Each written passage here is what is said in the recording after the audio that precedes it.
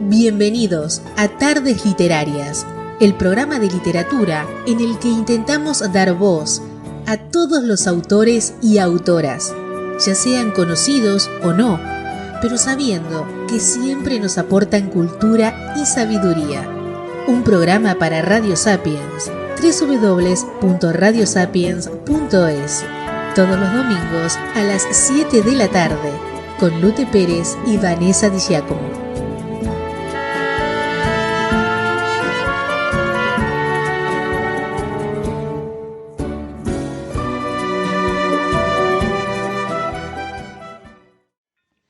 Bienvenidos a Tardes Literarias. Hoy estamos con Carlos Zanón, Barcelona, 1 de mayo de 1966, poeta, novelista, guionista, articulista y crítico literario. Su dedicación a la novela negra ha hecho que se haya emparentado su obra con la de autores como Vázquez Montalbán o Jim Thompson. Nació en Barcelona el 1 de mayo de 1966, es licenciado en Derecho. En el año 1981 publicó sus primeros poemas, ganando en 1986 el Accèssit de Poesía del Plaza Janés con Fui una noche triste. Ese mismo año ganó el primer premio del certamen de cuento Plaza Janés con Gorda. En 1989 publicó su primer libro de poemas, El sabor de tu boca borracha, que el año anterior tuvo una mención especial Premio Antropos de Poesía. En 1990 fue finalista del Premio Nacional de Poesía Ciudad de Irún con el libro En el Parque de los Osos, y debutó en el mundo cinematográfico como guionista de los cortos Method y escrito a cargo de la productora Polydexter. En 1991 colaboró con dos piezas teatrales Avorrit y Rossi en el montaje SCCTV Esri a cargo de Flux Theatre. Ese mismo año salió la segunda edición de El sabor de tu boca borracha. En el año 1993 hizo su primera incursión en el mundo de la música como componente y letrista del grupo Alicia Golpea editando Cante Mexicano. Además fue co-guionista del corto Me odio y quiero morir, diario de un pollo grunge. En el año 1994 Alicia Golpea editó Locos en tiempo perdido. En 1996 publicó su segundo libro de poesía Ilusiones y sueños de 10.000 maletas. A su vez Alicia Golpea editó La Báscula. En ese tiempo colaboró como crítico literario en la revista Ajo Blanco. En 1998 publicó su primer libro de temática musical, Bee Gees, La importancia de ser un grupo pop. En 2001 se publicó En el Parque de los Osos, un libro de poesía con prólogo de Jordi Virallonga. Ganó el segundo premio de narrativa Epson con el relato Elvis Presley, Rey del Universo, y fue Accèssit 2 en el concurso de narración corta ICAB con el relato Decepciones amorosas, babuinos machos y mendigas bosnias. En esa época empezó a colaborar como crítico literario con el diario Avui, relación que se mantiene regularmente hasta la actualidad. En el año 2003 publicó su segundo libro de temática musical de Bill, El hombre a quien Rosita robó el televisor. Y fue incluido en la antología de Manuel Rico Por estar aquí. Antología de poetas catalanes en castellano, 1980 a 2003, y en la antología 11M, Poemas contra el olvido con el poema inédito Si existe un paraíso. En el 2004 consiguió el Premio Valencia de Poesía con el libro Algunas maneras de olvidar a Gengis Khan, que fue publicado en noviembre.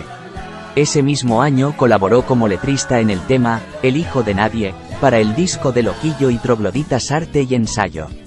Además colaboró como articulista en la revista musical Ruta 66. Desde ese año coordina en la Biblioteca El Carmel Juan Marsé de Barcelona el ciclo Els Narradors del Carmel. En el año 2008 dio un giro a su carrera publicando su primera novela Nadie ama a un hombre bueno.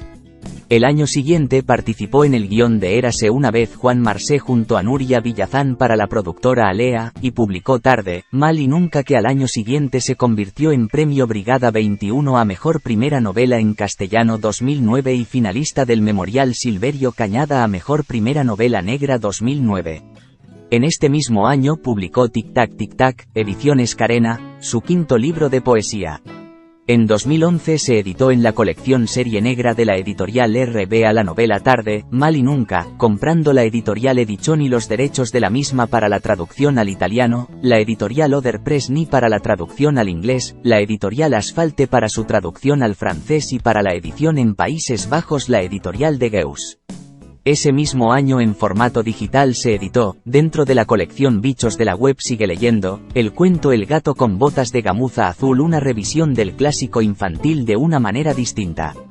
En enero del año 2012 se editó en RBA Colección Serie Negra No llames a casa, su tercera novela, de la cual el director vasco Daniel Calparsoro tiene los derechos para su adaptación cinematográfica. Tras el éxito de lanzamiento de la misma se publicó su segunda edición en febrero del 2012.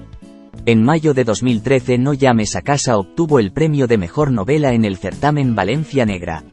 En enero de 2014 publica Yo fui Johnny Thunders, una novela que le ha consolidado en el mundo de la novela negra como uno de los autores más prometedores del género, ya que su estilo literario es comparado con el autor Jim Thompson. En 2015 ha sido galardonado con el premio Hammett en el marco de la Semana Negra de Gijón, por su novela Yo fui Johnny Thunders. En 2018 recibió el encargo de la editorial Planeta de resucitar el personaje del detective Pepe Carballo del difunto escritor Manuel Vázquez Montalbán. Lo hizo con una nueva novela negra en 2019, Carballo, Problemas de identidad, que no ha disgustado a la crítica. Y en 2022 con la novela Love Song.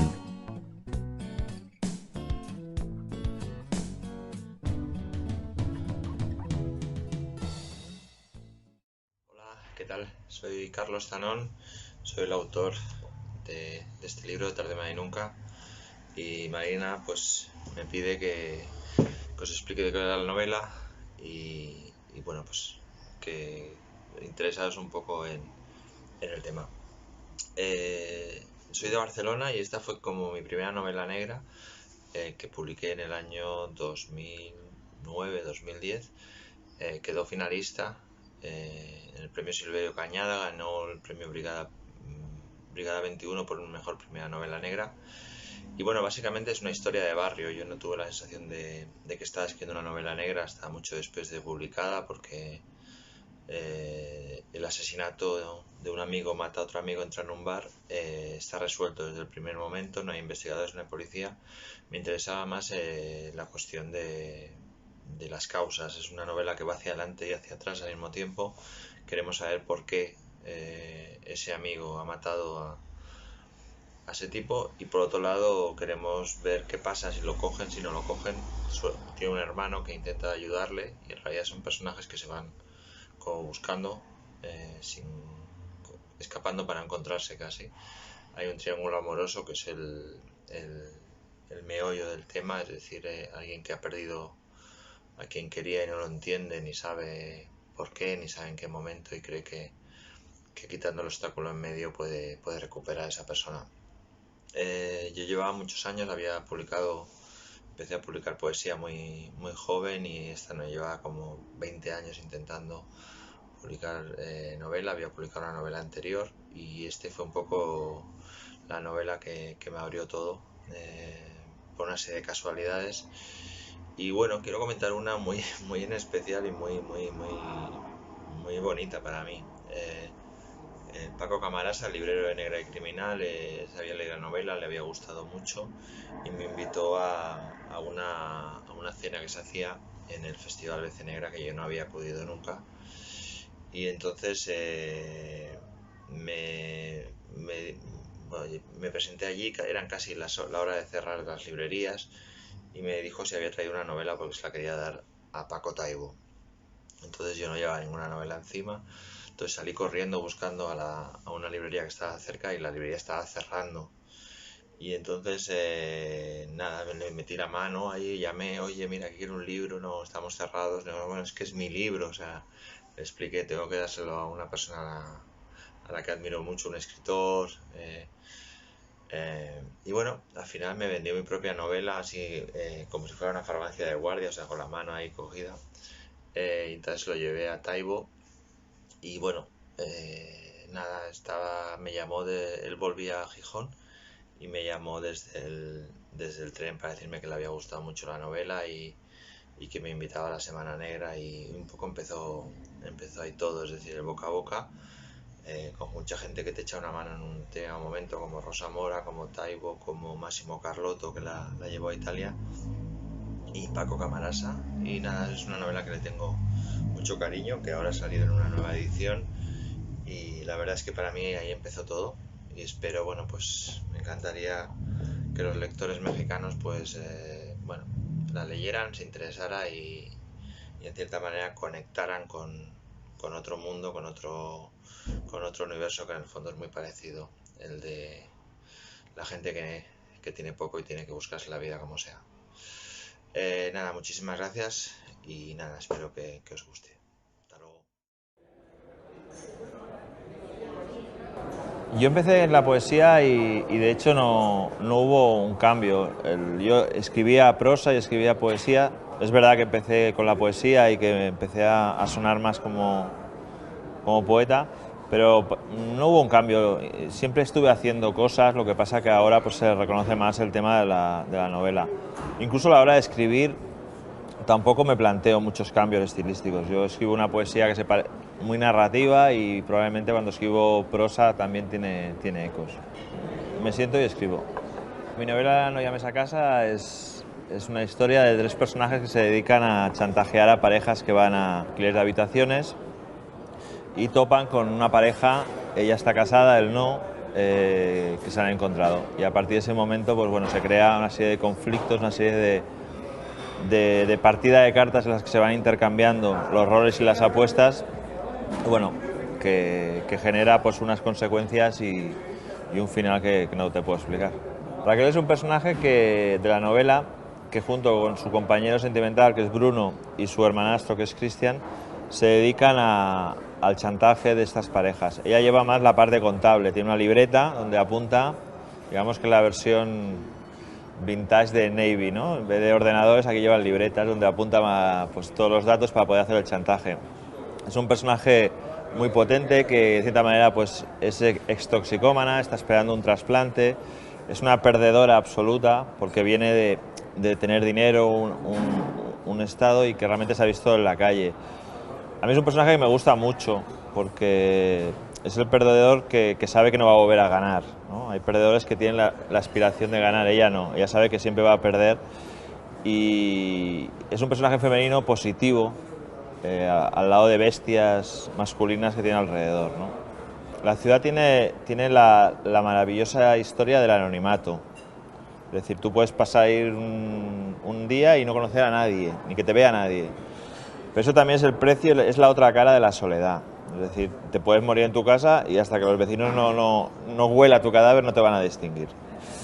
En realidad, en el caso de Barcelona, como en todas las ciudades, siempre hay una parte donde la gente esconde la basura bajo las alfombras, ¿no? Es decir, hay una imagen que proyecta hacia afuera y luego está la Barcelona donde la gente vive de verdad, donde la gente oculta cosas, donde la gente es como es.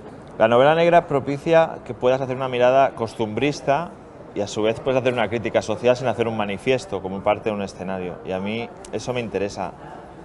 Pero tampoco tengo una voluntad de hacer una crítica específica. Es decir, no creo que los pobres sean mejores personas que los ricos, sino que los pobres son pobres. Y las víctimas o los enfermos no son mejores que los que están sanos o no. Es decir, me molesta mucho en los libros el punto maniqueo, ¿no? Entonces, intento reflejar el punto de vista que yo veo en la ciudad, y eso lo permite la novela negra, pero tampoco quiero hacer manifiestos porque en realidad tampoco tengo respuestas yo para muchas cosas, ¿no? No me considero para nada el relevo generacional de la novela negra. Primero porque no creo en generaciones. Después yo creo que sí que estamos insertos en una tradición, pero en una tradición española, pero internacional y tal. Entonces yo no tuve la primera novela, Tarde, Mal y Nunca, yo la acabé y al año empecé a oír que era novela negra, pero yo nunca en ningún momento tuve la idea de que estaba haciendo una novela negra. Yo creo que hay autores de novela negra que siguen funcionando, no creo en las generaciones y en absoluto, yo lo único que trato es ser cada vez mejor escritor, pero tampoco circunscribirme a un estilo, a un género o en esto. Entonces, bueno, está bien si la gente te va a comprar tu libro y te conoce, pero vamos, no me veo de relevo de nada. Las influencias en un libro no solo son de autores, yo creo que hay influencias musicales, hay una cita de Lou Reed que habla del libro, de, yo qué sé, música, pues letras de música que a mí me han influenciado mucho escribiendo poesía y la novela. También de cine, yo creo que los hermanos Coen están debajo de toda esa chapuza que es la novela. No la novela en sí, sino lo que pasa en la novela, claro. Y después como autores, yo creo que hay una influencia clara de John Updike, por ejemplo, a la hora de tratar las parejas y el mundo este. Y luego de autores de negra, Julián Ibáñez me parece que es un escritor muy bueno. Y creo Marcé también, Francisco Casabella, que no era negra, pero también yo creo que todo eso está allí, porque yo creo que un escritor es lo que come, entonces te acaba saliendo cosas. Hay autores que te gustan mucho, que no son nunca una influencia, y autores que no te gustan nada, que probablemente sean una influencia. Bueno, No llames a casa, si todo va bien, se la lleva al cine por Daniel Calparsoro. Y bueno, la idea es que se interesó por Tarde, Mal y Nunca. Bueno, se lo envié yo a la productora, entonces le gustó mucho, estuvimos hablando y bueno, en una reunión me preguntó qué estaba haciendo, le expliqué el argumento por encima, me pidió el original y antes de que lo publicara me dijo no, esta es la que yo quiero yo para llevar al cine. ¿Y cómo termina mi novela? Bang.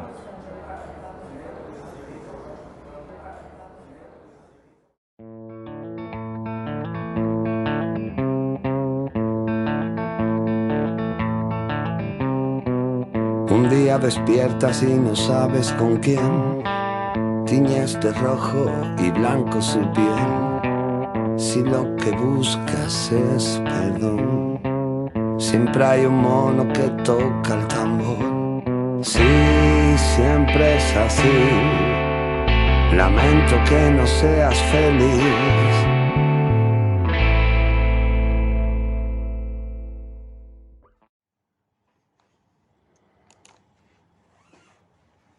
Los motivos que llevaron a Sandino a acabar realizando el mismo trabajo que habían hecho su padre y su hermano podrían resumirse en que nunca tuvo mucho talento para lo que le interesaba y nunca le interesó lo más mínimo aquello para lo que quizá tuviera talento. El mundo de Sandino estuvo siempre hecho de canciones, libros, películas y personas a las que inconscientemente integraba en un universo de ficción con papeles importantes o de reparto, argumentos pueriles, divertidos o extremos, pero que siempre acababan bien y sin cicatriz, y que, es de suponer, eran su vida real. La crisis lo arrojó a la intemperie en su anterior trabajo, y su hermano le cedió de manera ilegal la licencia para montar él una empresa de no se sabe muy bien qué, no se sabe muy bien dónde. El hermano de Sandino se llama Víctor, y todo el mundo le llama Víctor. No hay mote para Víctor. En el instituto le llamaban maricón, y Sandino le defendía a su manera, inventando para el agresor un mote denigrante y que se hacía popular de inmediato, aislándolo, o si era preciso, con los puños, en una de esas peleas con sabor a saliva, arena y pullover. Pero maricón no es un mote, Sandino sí. Pecas, ese también es un mote. José, Sandino, Pecas.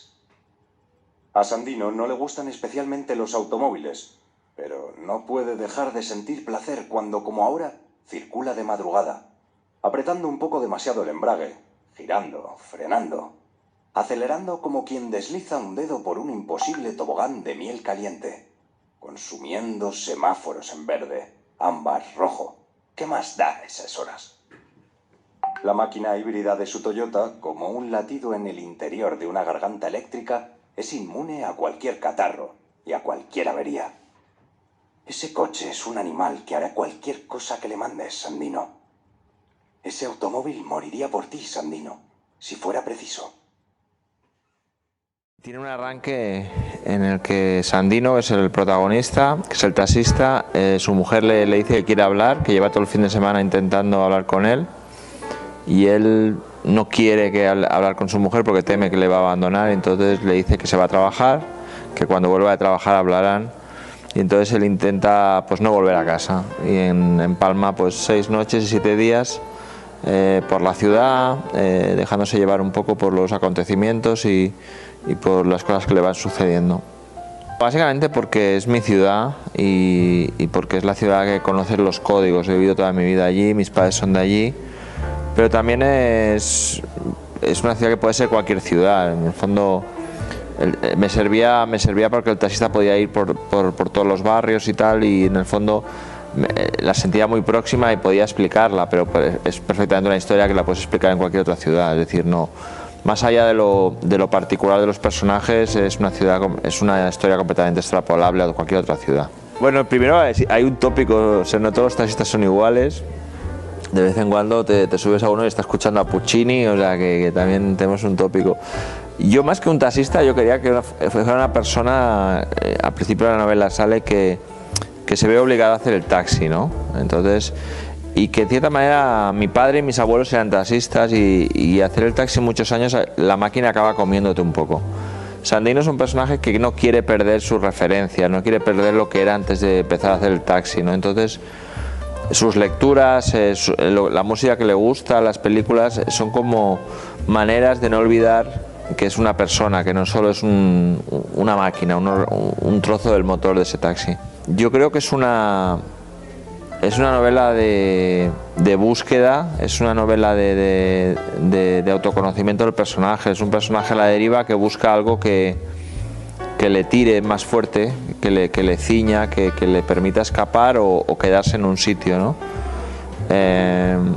Yo tenía mucho en mente la idea del viaje un poco como la Odisea, ¿no? Es decir, Ulises que siempre quiere volver a casa, algo que le ate, pero se pasa un montón de años sin querer volver, o sea que tiene esa dualidad entre el hombre moderno, entre la aventura y la nostalgia del hogar. Y yo las novelas las tengo que oír de cierta manera, un poco para mí son como óperas, ¿no? Entonces si no oigo cómo suena una novela me cuesta mucho escribirla. No recuerdo por qué, pero en esa época volví a escuchar los viejos discos de Clash y pensé que era una buena idea. Entonces había el disco de Sandinista, que es un disco triple, que salió después de su obra maestra, que era London Calling, y entonces es un disco desmesurado, donde probablemente sobran canciones, no es tan bueno, y me servía por dos cosas, porque la novela también yo quería que fuera desmesurada, o sea, quería pintar y salirme del lienzo un poco. También me servía un poco de raíl, o sea, era un poco como una especie de sitio por donde yo tenía que seguir. Y luego el personaje de Sandino se llama Sandino por el disco, porque él siempre defendía que ese disco a la larga iba a ser mejor que el anterior.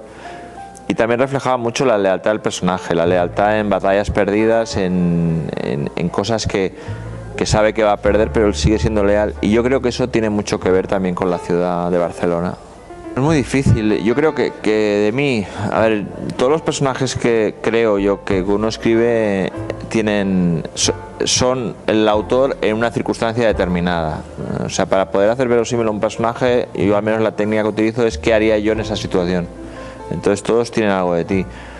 Probablemente este en concreto me puedo ver más en la vulnerabilidad, en un poco la deriva a veces de que no sabes muy bien si estás en el sitio que quieres estar o te has quedado por comodidad, o esa especie de estar siempre perdido buscando no se sabe muy bien qué, el santo grial, ¿no? Una idea romántica de la vida intensa, eso sí. El lector, bueno, pues un poco también algo parecido, es decir, vivimos una época que nos cuesta mucho ante tantos estímulos saber qué deseamos de verdad, qué nos motiva y qué nos ata a los sitios. Yo por ejemplo, mi primer libro de poemas lo publiqué con 22 años, pero yo a los 25 ya tenía una novela. Lo que pasa es que a mí me costó pues casi 20 años poder publicar una novela. O sea, no es que yo diera el salto, sino que por lo que fuera, pues las novelas que yo hacía no interesaban o no encontraban editor. Entonces siempre hice las dos cosas a la vez. Yo creo que lo que me ha dado la poesía para escribir es pues la inmediatez, la emotividad, el trabajar el lenguaje, el poder cuando escribes algo, cuando escribes un personaje, no enfocarlo directamente, sino que buscar maneras del lenguaje de enfocar las escenas, todo eso. Es decir, el lenguaje es muy importante. Redactar bien no significa hacer literatura. O sea, son cosas distintas. Y yo creo que la poesía lo que hace es hacer literatura, generar un poco que tu prosa funcione más, que evoque más, que signifique más, y el lector eso pues lo agradece. La mayor parte de la gente no quiere el conflicto, aunque quiera independencia, aunque quiera más democracia. Mucha de esa parte de Cataluña, que no llega ni a la mitad de las personas, pero eso no quiere decir que quiera un conflicto, quiere un nuevo encaje. Yo creo que ha habido por un lado pues una actitud muy intransigente y por otro lado una actitud muy temeraria, es decir, se han saltado muchas líneas rojas, hay propaganda por los dos lados, hay mucha manipulación, es como una tormenta perfecta, todo se retroalimenta, ¿no?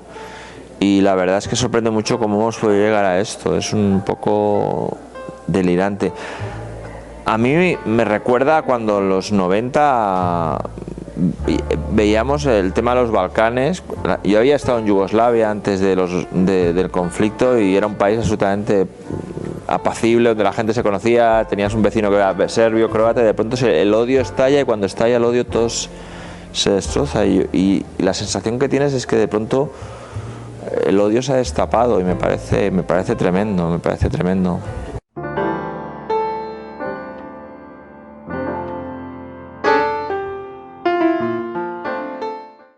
Ahora, como en cada programa, le haremos una entrevista al autor o autora, para que nos hable de su trabajo. Carlos Zanón es un escritor y poeta español nacido en Barcelona en 1966. Se destaca por sus obras en el género negro y policíaco. A lo largo de su carrera, ha publicado tanto novelas como poesía. Algunas de sus novelas más conocidas son Nadie ama a un hombre bueno, 2012, Yo fui Johnny Sanders, 2013, Taxi, 2018, Carballo, Problemas de identidad, 2019 y Love Song, 2022. Carlos Zanón ha recibido reconocimiento por su contribución a la literatura negra en español. Sus novelas a menudo exploran temas oscuros y complejos, con personajes complejos y tramas intrincadas. Además de su trabajo como novelista, Zanón también ha incursionado en la poesía y ha participado en la promoción de la literatura y la cultura en diferentes ámbitos. Hola Carlos, vamos a empezar por tu última publicación. Tú en las primeras páginas pones una especie de poema, como la letra de una canción, que casi resume la totalidad de la novela. ¿Cómo se te ocurre hacer un spoiler tan pronto? La verdad es que, bueno, ya sabes cómo va esto de las novelas, ¿no? A la hora de construirlas le das muchas vueltas, ¿no? Entonces, pensé que era una manera, un poco lo que dices tú, ¿no? Era una manera de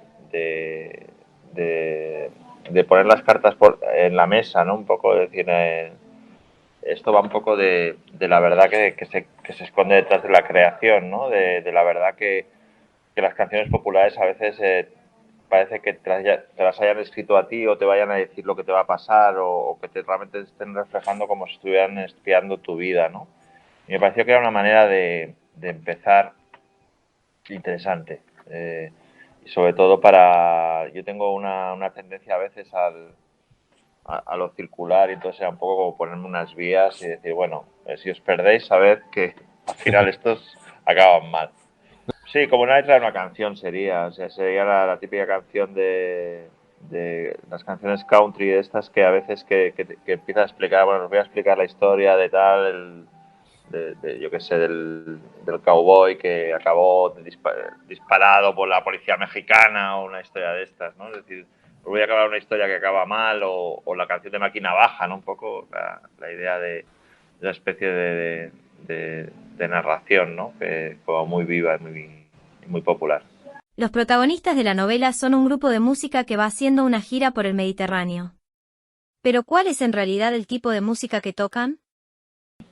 Bueno, en realidad era una parte del juego. Incluso al principio estuve tentado de inventarme todos los títulos de las canciones que tocaran como si fueran famosas, o como si fueran, inventarme un género, es decir, porque no sé, por ejemplo, en Yo fui Johnny Sanders sí que era una novela en la que claramente se hablaba de un tipo de música, de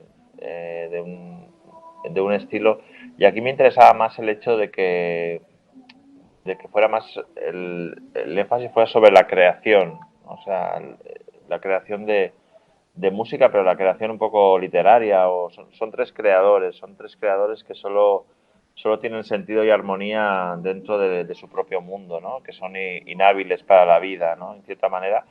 Y entonces yo mismo me forcé a pensar en ellos como que podían tocar cualquier tipo de música. Quizás Cowboy pues sería un poco más como el purista, ¿no? Jim se habla de que ha participado como jurado en un concurso televisivo con un poco, pues, un aspecto más comercial, y ella, Aileen, es más como, es de un grupo de ruidoso, ¿no? Pero de esta manera era un poco, daba igual, o sea, no quería que fuera un muestrario de un determinado tipo de música ni un día a día, ¿no? Tiene mucho de fantasía el libro, mucho más de lo que parece, de cómo me imagino yo la música o cómo me imagino yo la creación más que de músicos concretos, ¿no? Eso me parecía que era como más interesante. Y luego me parecía muy divertido esto de 3 músicos talentosos que montan una gira por campings y tugurios de la costa mediterránea, que no saben tocar para el público al que está dirigido, o sea, que tienen como que aprender a tocar mal o tocar eso, y luego que ellos mismos renuncian a exquisiteces y se dedican a tocar solo canciones de 1985, ¿no? Entonces eso me parecía que era un poco divertido. No sé quién dijo que la música rock, a medida que la empiezas a saber tocar, la empiezas a tocar mal, ¿no? Entonces a partir de que empiezas a controlar el instrumento y a controlar el género, es cuando empiezas a tocarlo mal. Pues un poco estos tienen que hacer el camino a la inversa. Y en esta novela agradeces a un pseudoperiodista, un tal Jordi Puchol, que hablaba de música, en un artículo de Ruta 66, que fue fuente de inspiración para la novela. Sí. Él hablaba de 3 músicos. Un músico que yo ya conocía, que era Top Van Sant, que era un personaje, pues el típico personaje músico muy talentoso y muy maldito, con una vida muy complicada y una cabeza también muy, muy complicada. Y la relación que estableció con otro músico, Guy Clark, y su mujer, y que realmente era un triángulo como antes has definido, es decir, él era el mejor amigo de los dos, es decir, no es un triángulo, es un triángulo espiritual, de amor espiritual. Y en ese sentido me pareció la historia, el artículo estaba muy bien escrito y me pareció muy, muy interesante eso, ¿no? Incluso hay aspectos de la novela que están sacados de la biografía y del documental de Top Van Sant, es decir, la luna de miel la pasan juntos, historias como muy raras con las drogas, realmente parece que sean invenciones y son ciertas. La historia del calcetín, por ejemplo, y el pegamento es cierta, y una especie de personajes con un desvarío, ¿no? Y entonces, bueno, me pareció que era muy interesante. Y la novela empezó un poco por ahí, lo que pasa que de pronto me di cuenta de que tenía que adaptarlo a mi mundo y hacerlo, digamos, nacional, o sea, hacerlo de lo que yo sé, o sea, no me sentía muy incómodo jugando a ser más fieles digamos, a de donde había partido. Y luego, es lo que siempre pasa, ¿no? En el fondo, siempre estamos trabajando con el mito, ¿no? A medida que iba trabajando sobre ellos dos y conociendo sobre ellos dos y haciendo los personajes, me di cuenta que no dejaba de ser el matrimonio Shelley y Lord Byron, un poco, ¿no? Es decir, esa suerte de triángulo, ¿no? Y bueno, en cierta manera a veces nos trascienden las historias porque nos recuerdan a mitos, ¿no? Y los mitos tienen sentido porque dicen algo de nosotros, ¿no? Entonces, bueno, me fui metiendo ahí y luego hice una fantasía con tintes realistas que es la novela. Ya que has mencionado esto del calcetín, explícalo tú mismo. Sí, y aparte de esta anécdota, ya te digo que hay un documental muy interesante sobre... Sí, y nada, el tío, bueno, pues era una de esas personas que podía beber mucho y nunca se emborrachaba, ¿no? Lo cual era un problema porque el hígado iba notando su desfase, ¿no? Y luego era una persona que le gustaba mucho, muy extrema, ¿no? Entonces, cuando un tiempo esnifaba pegamento todas las noches, entonces iba a dormir esnifando pegamento. Y entonces lo que hacía era meter pegamento dentro de un calcetín y se lo ponía en la boca. Entonces, pero una noche se quedó dormido y entonces, por lo que fuera, el pegamento traspasó el calcetín y el calcetín se le pegó a los dientes, ¿no? Entonces, la mañana siguiente, pues no se podía despegar el calcetín de los dientes. Tuvieron que llamar a un dentista de guardia y, claro, le tuvo que arrancar los dientes. Y nada, bueno, entonces... O sea, en realidad explicas qué ha pasado de verdad, porque o sea, a menos que sea como McCarthy, es decir, nadie te va a decir, joder, ¿cómo se ha pasado no? Pues no. Tenía un problema en la espalda porque un día en una fiesta estaba en un piso, en un cuarto piso, y dijo, hostia, ¿qué se debe sentir al caerse desde un cuarto piso? Y se tiró. Cuéntanos un poco de este curioso personaje y del resto. Sí, digamos el personaje de Cowboy es el personaje quizás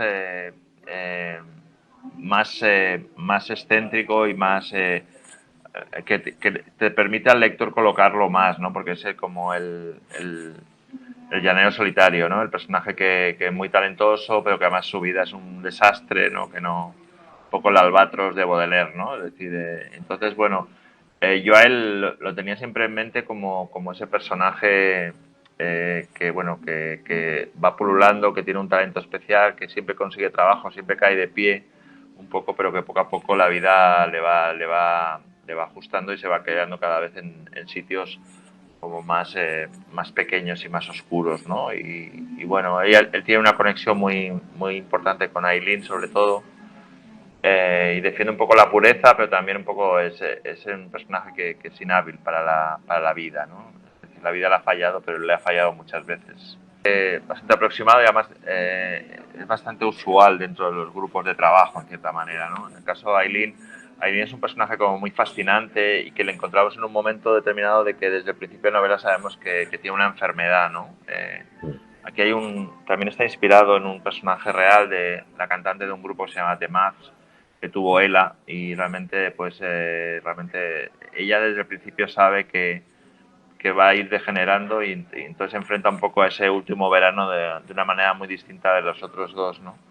Y Jim es el personaje práctico, el personaje a su pesar muchas veces, es decir, igual le gustaría dejarse ir como Cowboy o ser tan contundente como Aileen, pero alguien tiene que contratar, alguien tiene que pagar, alguien tiene que resolver los aspectos más prácticos de la vida, ¿no? Y entonces, bueno, también me gustaba mucho jugar la idea de la amistad y el amor como un ente destructivo, es decir, en las grandes amistades el amigo intenta ser digno a los ojos del otro, ¿no? Y eso a veces es su propia destrucción, ¿no? Y yo creo que en el caso de Jim quiere ser digno de ser amigo de Cowboy y en el caso de Cowboy quiere ser digno al revés, de ser amigo de Jim. Y a veces el intentar ser lo que no somos, sino lo que nos gustaría ser, es nuestra destrucción, ¿no? Y una duda que tendrán muchos de tus lectores. ¿Por qué decides que las canciones que toca este curioso grupo sean solo de 1985? Bueno, es un juego, o sea, ellos se encuentran con esa imposibilidad de que van tocando y no, el repertorio que tienen de canciones buenas no conectan. Y entonces a Aileen se le ocurre la idea de solo tocar canciones de 1985, es decir, adaptarlas a ellos, pero que puedan ser reconocibles y un poco como hacer de jukebox y tal. Y les parece que es una buena idea y poco a poco esa idea se traslada un poco a la nostalgia y a vivir, ¿no? Acaban decidiendo que no tendrán móviles, ¿no? O sea, un poco una especie de ruptura contra la violencia de la tecnología. ¿Por qué 1985? Bueno, en principio iba a ser 1982, pero tengo un amigo argentino que me dijo, no, es el año de las Malvinas, este libro no lo podría sacar en Argentina, con lo cual tampoco, para 4 libros que vendo en Argentina tampoco voy a pedir. Y entonces nada, bueno, luego ya es cosas más personales, o sea, para mí el mejor disco de mi vida que he escuchado nunca es uno de un grupo que se llama Perfect Sprout, que se llama Steve McQueen, que es del 85, ¿no? Entonces, mi idea era que Jim está componiendo ese disco, ¿no? O sea, en cierta manera ese disco de canciones redondas y perfectas. Y luego también, como siempre me pasa, tengo que escuchar un poco cómo quiero que sea la novela que suena. Y había una canción que era de los Waterboys, The Wall of the Moon, que me pareció que era la letra y la música y un poco el camine que tiene de llevarte hacia adelante, creo que le iba muy bien a la novela, ¿no? Entonces, bueno, jugué con eso, también con la idea de Edimburgo, o sea, ya sabes cómo vas construyendo cosas, ¿no? También me apetecía mucho, estuve en Edimburgo, me pareció una ciudad como muy fascinante y eso, y me pareció bien juntar todo, Escocia, los Waterboys, 1085, los campings, todas esas cosas que metes en una novela como si fuera una lavadora y a ver qué sale. Vamos a ir a tu anterior novela. En ella devuelves a la vida a Pepe Carballo, el investigador estrella de Vázquez Montalbán. ¿Cómo se te ocurre tomar esa decisión?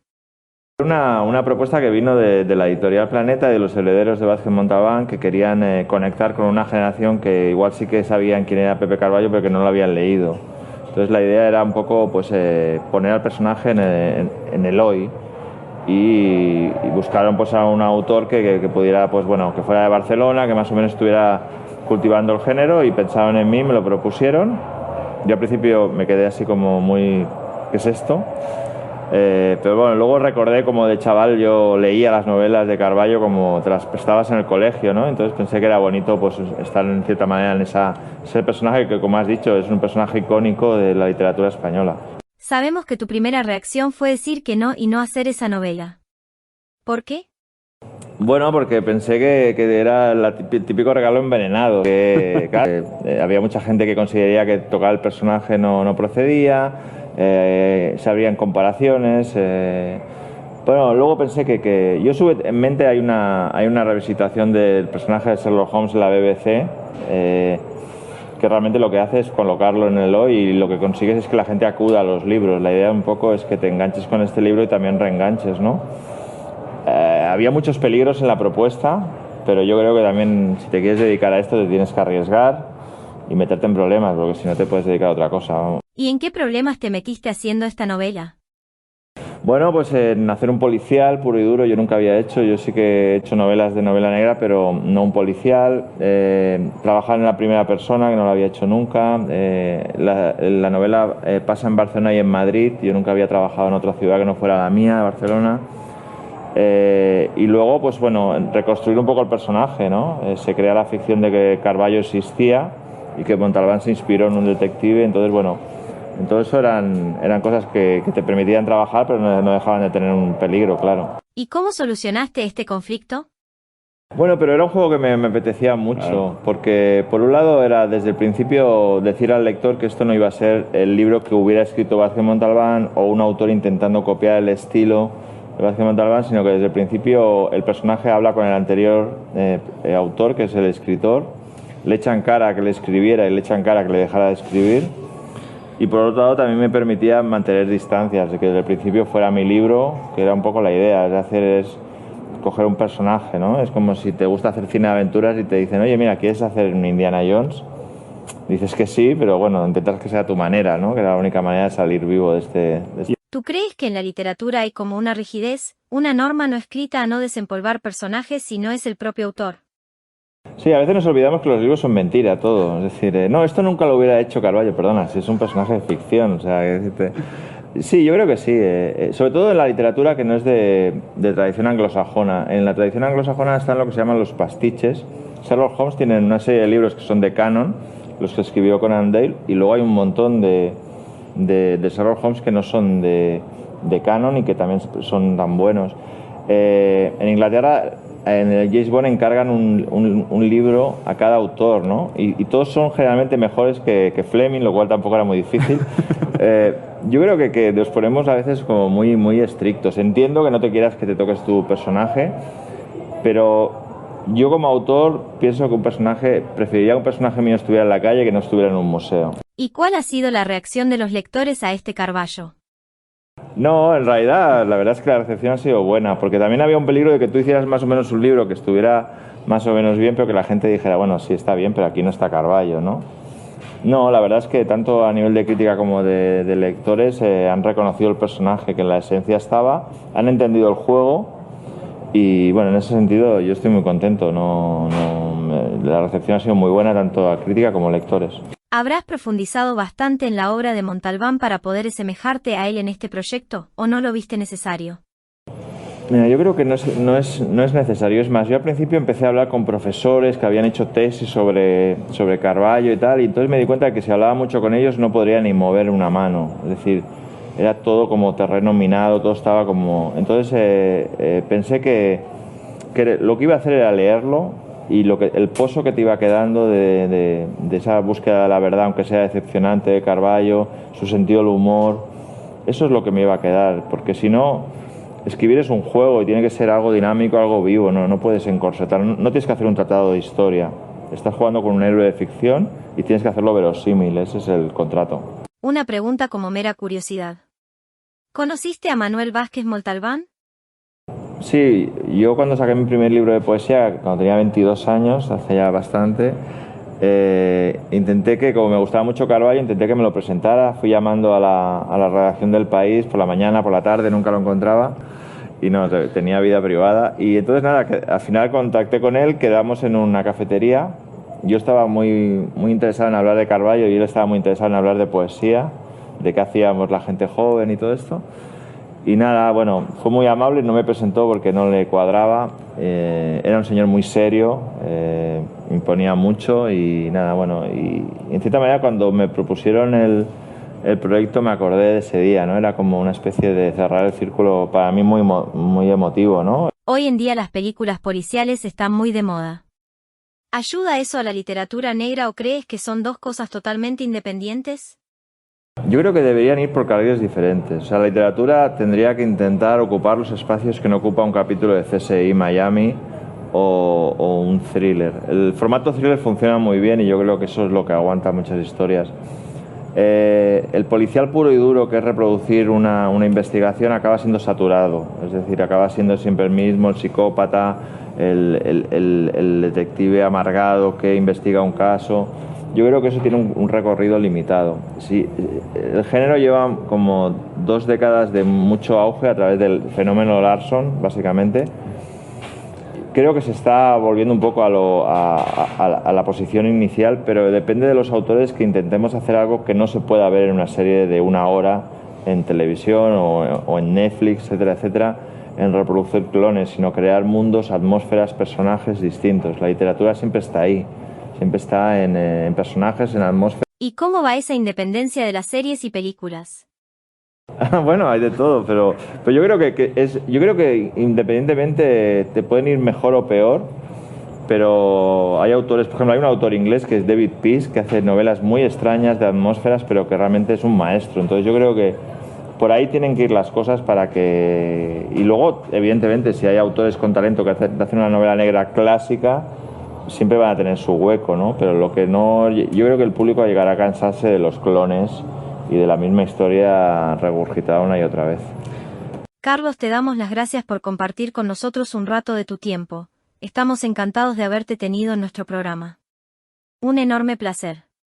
Igualmente, la verdad es que sí. En 2018 Carlos Tanón recibió el encargo de la editorial Planeta de resucitar el personaje del detective Pepe Carballo, del difunto escritor Manuel Vázquez Montalbán, y la crítica la reseña con muy buenas valoraciones. Hola, buenos días, negordas y negrotes del mundo mundial. Hoy voy a hablaros de una novela sin poder hablaros de la novela. Y os lo digo porque, bueno, ya sabéis que no me gusta explicar el argumento de las novelas que leo, porque prefiero que la gente llegue por lo menos un poco virgen a su lectura. Con esta me ha costado muchísimo. Primero porque es una novela largamente esperada, segundo por el morbo que ha generado entre mucha gente, si lo hará bien, si no lo hará bien, si estará a la altura, si no estará a la altura, que cómo se ha atrevido a esto, que cómo no. Y bueno, pues yo la verdad es que tenía muchas ganas de esta novela, tenía muchas ganas de leerla, tenía mucho miedo, realmente reconozco que me he acercado a ella con mucho miedo, pero bueno, antes de deciros qué me ha parecido, quiero deciros cuál es la novela. La novela no es otra que Problemas de identidad, el Pepe Carballo de Carlos Tanón. Digo el Pepe Carballo de Carlos Tanón porque este Carballo no es el Carballo del escritor, pero tampoco deja de ser el Carballo del escritor. El escritor es, evidentemente, Manuel Vázquez Montalbán. Problemas de identidad es una novela que habla del universo de Carballo sin que sea el universo de Carballo. Es una novela de ausentes que en todo momento están presentes. Es una novela que te llega al corazón o no te llega. Es una novela que hace continuas referencias a cosas vividas por Carballo, el del escritor, y por Carballo, el autor Carlos Zanón.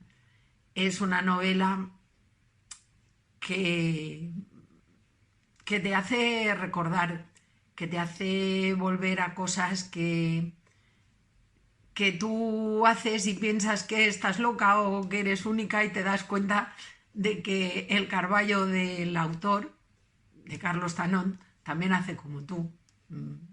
Por ejemplo, al final del libro dice una frase que me gusta mucho: no volveré a ir a un sitio hasta que no deje de amarte. Y eso, pues bueno, yo que soy una romanticona también lo hago. Por ejemplo, no he podido ir nunca, ni iré a Venecia porque una vez me prometieron que iríamos juntos, y bueno, no iremos, y Carballo tampoco volverá a donde tiene que volver. Bueno, es igual, que no os voy aquí a explicar mi vida, que esto no es para explicar mi vida, esto es para deciros que Problemas de identidad de Carballo, el personaje, y del autor Carlos Zanón, es un pedazo de novelón. Es un pedazo de novelón. Me ha encantado, me ha gustado muchísimo, muchísimo.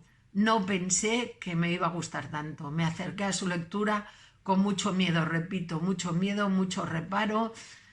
Todo y que Zanón es uno de mis escritores favoritos, le tenía terror, pánico y mucha prevención a no poderle decir: Carlos, te ha salido un truño y no sé cómo decírtelo. Bueno, pues Carlos, no te ha salido un truño. Carlos, te ha salido una novela maravillosa, con la que me has hecho recuperar al personaje, me has hecho recuperar Barcelona, me has hecho recuperar muchísimas cosas, y por eso desde aquí quiero darte las gracias. No sé qué dirán los demás, tampoco me importa. Si en algún momento sientes que no has hecho lo que tenías que hacer, piensa que por lo menos para mí sí que lo has hecho, y yo te lo agradezco. Muchas gracias, Carlos. Muchas gracias, Pepe. Muchas gracias, escritor. Y que sepas que, como los buenos libros, vas a estar en el comedor de mi casa, al lado de las obras del autor.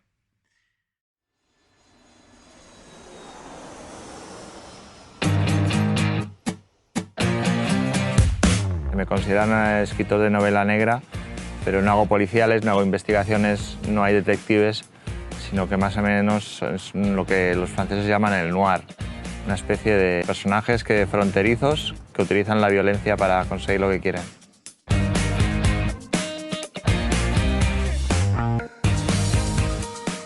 Estamos aquí en un camping, porque es una novela que sucede en muchos campings de la costa mediterránea, desde la Costa Brava hasta Tarifa.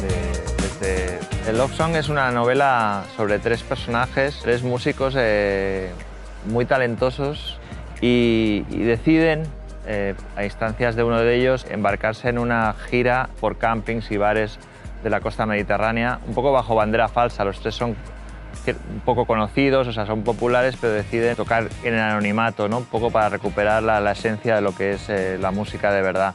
Y además, para rizar el rizo, solo tocarán canciones de 1985. O sea, se dedicarán a versionar solo canciones de 1985. Viaje que también le transforma a ellos, que conocen mucha gente, les pasan muchas cosas, y que, bueno, he intentado que tenga ingredientes de todo tipo, de tensión, thriller, de cómicos, y un poco pues es una historia de personajes y de amistad, de amor y de pasión por la música, que le trasciende un poco a las vidas de las personas.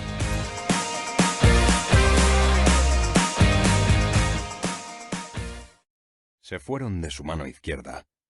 Todos, los 5 dedos. Se largaron en mitad de la cena. No tuvieron ni la delicadeza de avisar o dejar algún dedo en la mano. Su fuga, la de todos, los 5, no cogió por sorpresa a Aileen. Desde el principio del concierto supo que aquellos dedos iban a acabar haciendo precisamente lo que hicieron, pero tenía la esperanza de que aguantarían hasta los postres. No fue así.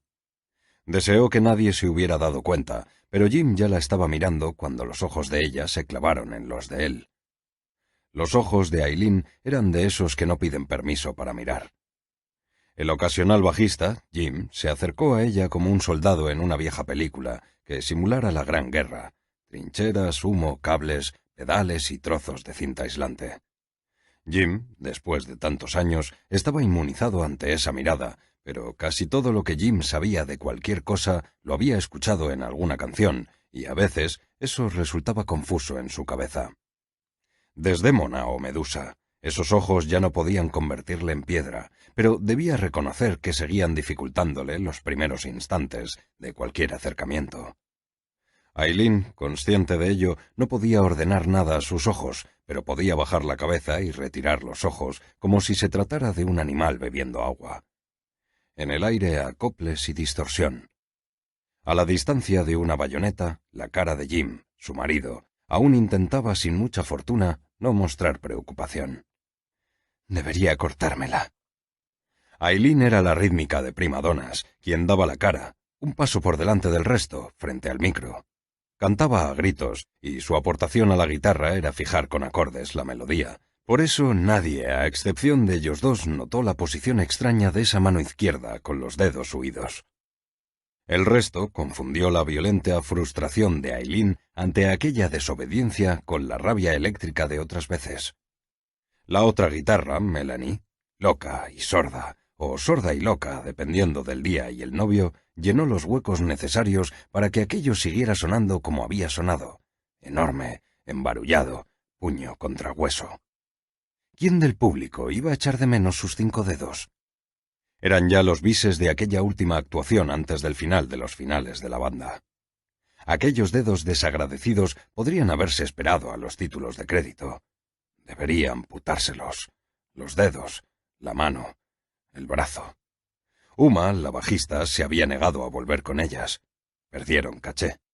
Incorporaron a Jim a la banda de chicas. Recuperaron caché. Uma quiso volver. Sus llamadas no fueron atendidas. El caché ni se sintió aludido. «Sigo pensando que es el túnel carpiano», le gritó al oído Jim. Una buena teoría, la del túnel carpiano, un mal de guitarristas. Una presión excesiva en los nervios de la muñeca que puede llegar a debilitar los dedos. Sí, seguro que se trataba de eso. Podría serlo si no fuera por los calambres musculares que la atacaban, incluso dormida, en manos y pies. Podría serlo si sus últimas caídas, divertidas, recurrentes, algunas a solas, silenciosas, nunca reveladas, hubieran sido causadas por el calzado, el alcohol, el suelo mojado o ese serrín traicionero de viejos lavabos. Hasta aquí el programa de Tardes Literarias de hoy. Quiero agradecer a Dani Miralles que compusiese el tema de fondo para este programa. Os esperamos la semana que viene, que volveremos con otro autor o autora que nos presentará su trabajo. Nos seguimos leyendo, escuchando y compartiendo. Sencillez-y-orden.es. Les sugerimos entren a las siguientes plataformas tecnocientíficas activas de ámbito internacional: radiosapiens.es y revistanube.com. Actualidad y máximo rigor científico, cultural y divulgativo.